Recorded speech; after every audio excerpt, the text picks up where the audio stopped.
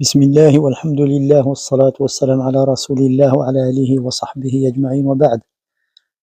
Donc dans An-Nazm al-Jali fi al-Fiqh al-Hanbali, donc cet épître en vers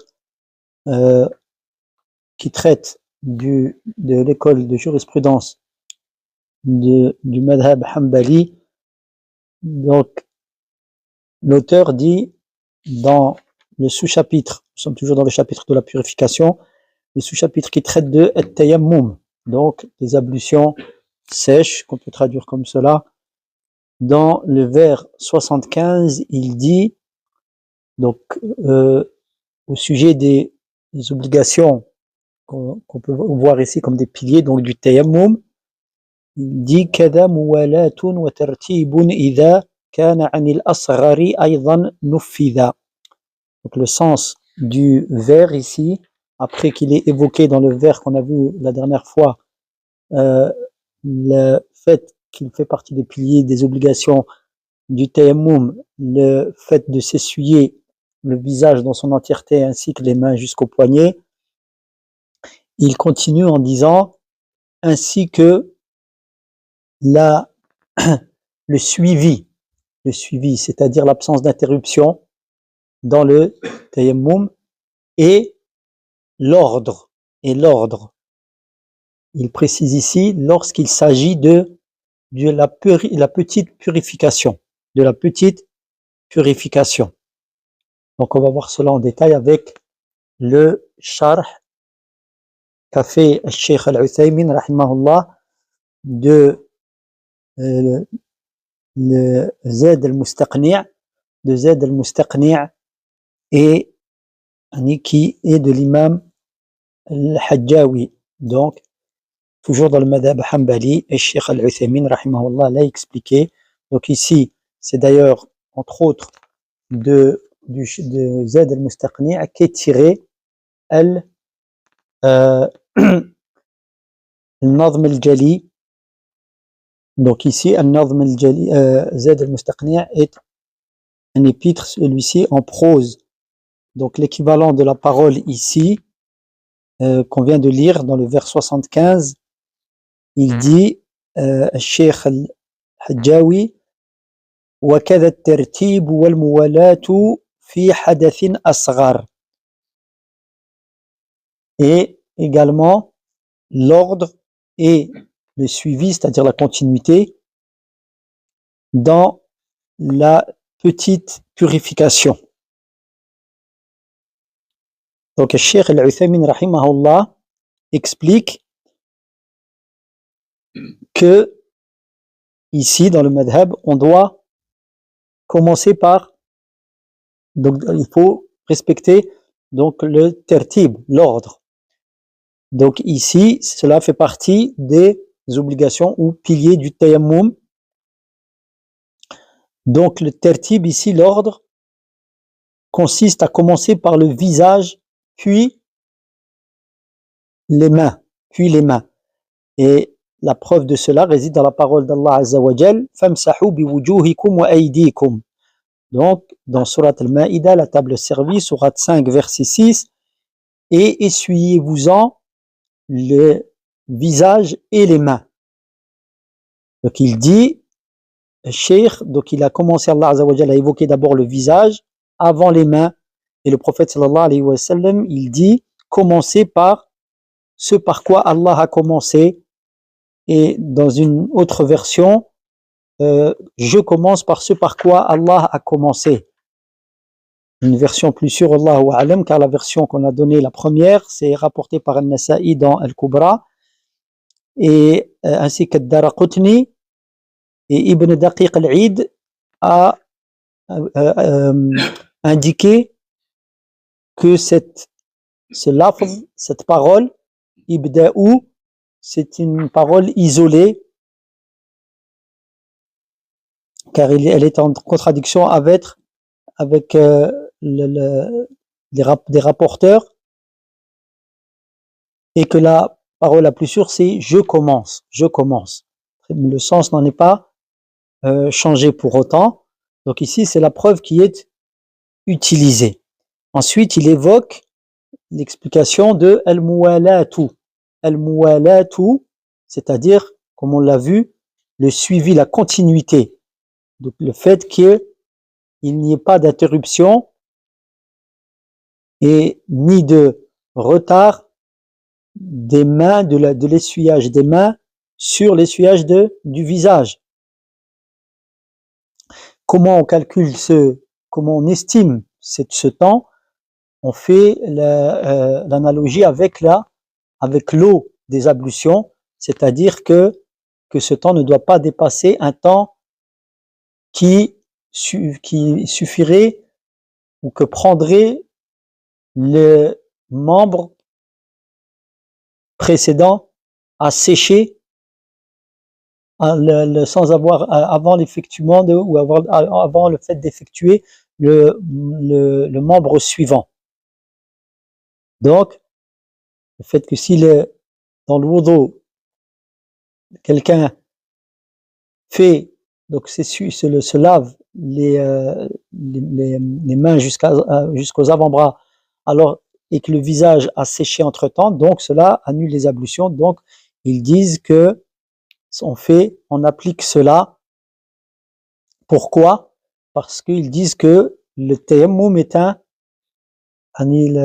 prend le jugement de l'wudu, des ablutions avec de l'eau, donc on applique les mêmes jugements que les ablutions avec l'wudu. Donc le tayammum doit se faire effectivement sans interruption, comme le wudu doit se faire sans interruption.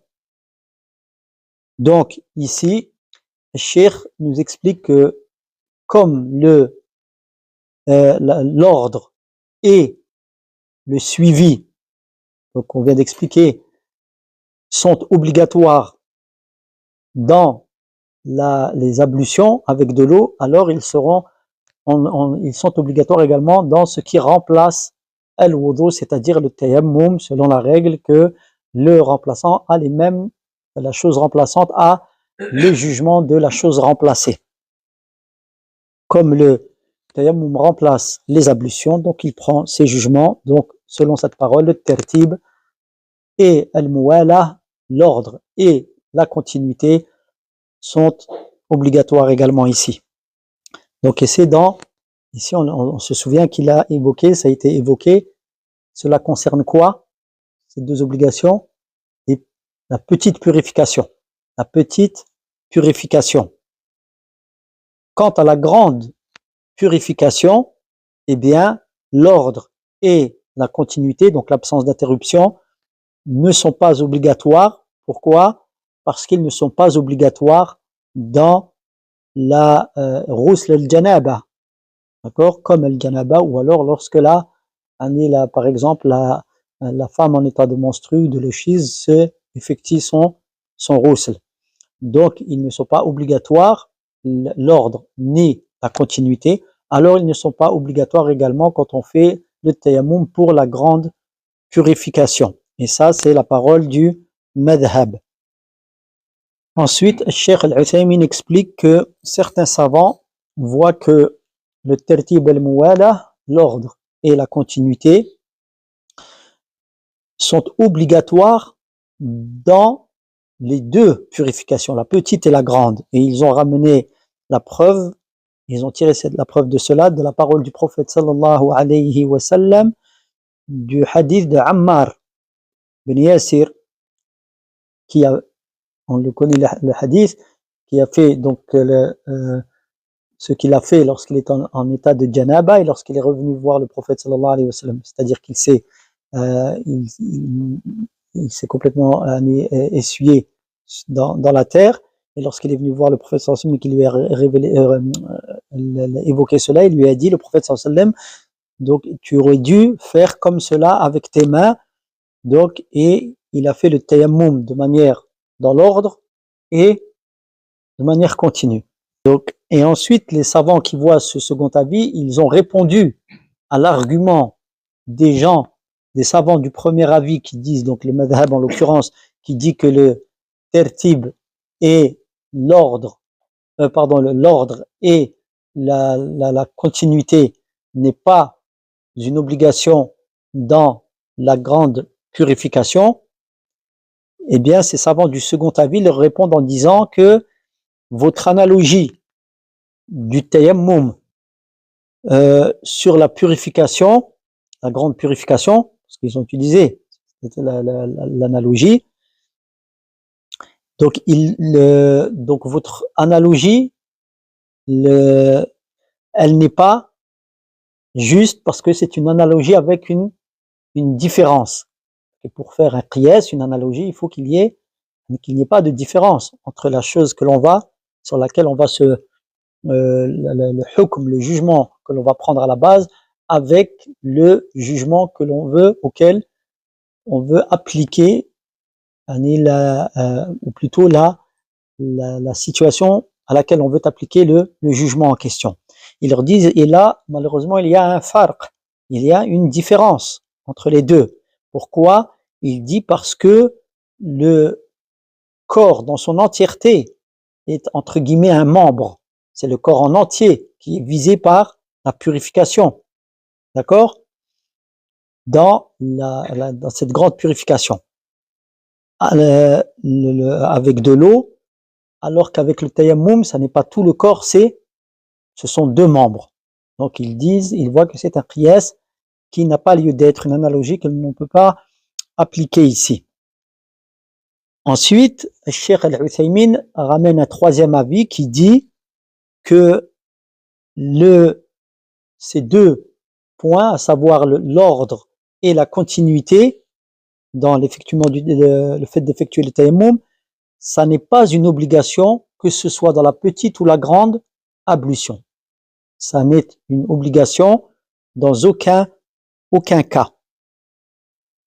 Le cheikh ensuite donne son avis et dit ce qu'il apparaît ici, ou ce qu'il m'aime de dire, c'est que l'ordre, le tertib, est obligatoire dans les deux purifications ou non obligatoire dans les deux purifications.